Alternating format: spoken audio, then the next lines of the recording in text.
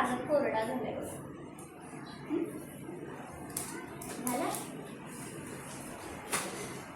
त्याच्यामध्ये करायचं काय आहे माहिती आहे तुम्हाला. सरळ हा पहिला जो आहे तो सरळ बुडवायचा, अजिबात न हलवता पुन्हा तसाच वर काढायचा. न हलवता सरळ व्यवस्थित बुडव, न हलवता वर काढ.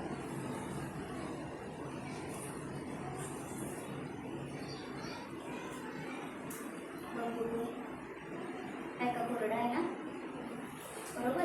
त्याच्यात कुठेही पाणी लागलेलं नाही, राहिला कोरडा बघा.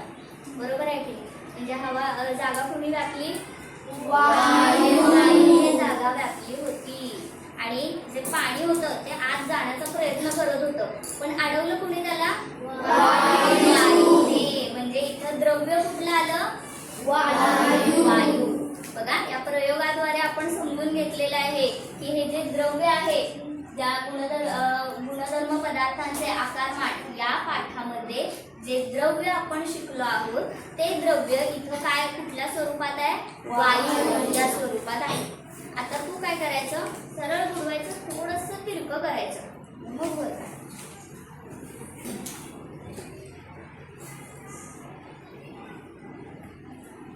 बघा काय चेंज झाला रे याच्यामध्ये, थोडंसं त्याने बुडवलं आणि त्याने तिरकं केलं थोडं. काय बाहेर पडली, वायू बाहेर पडला, हवा बाहेर पडली. आणि याच्यानंतर काय झालं, आतला जो कागद आहे ओला झाला, आतमध्ये पाण्याला जागा मिळाली लगेच. याचाच अर्थ द्रव्य जागा व्याप्त, आणि जेवढा आकार आहे एखाद्या वस्तूचा तेवढी ते जागा व्याप्त, त्यासाठी त्याला ते आकारमान सुद्धा असतं. बरोबर. याच्यावरून आपण हे सिद्ध केलेलं आहे. जावा, थँक्यू.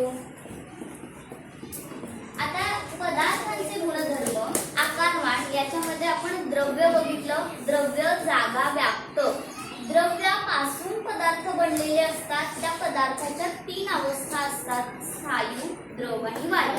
हे आपण बघितलेलं आहे. ही पहिली शिडी आपण चढलेलो आहे.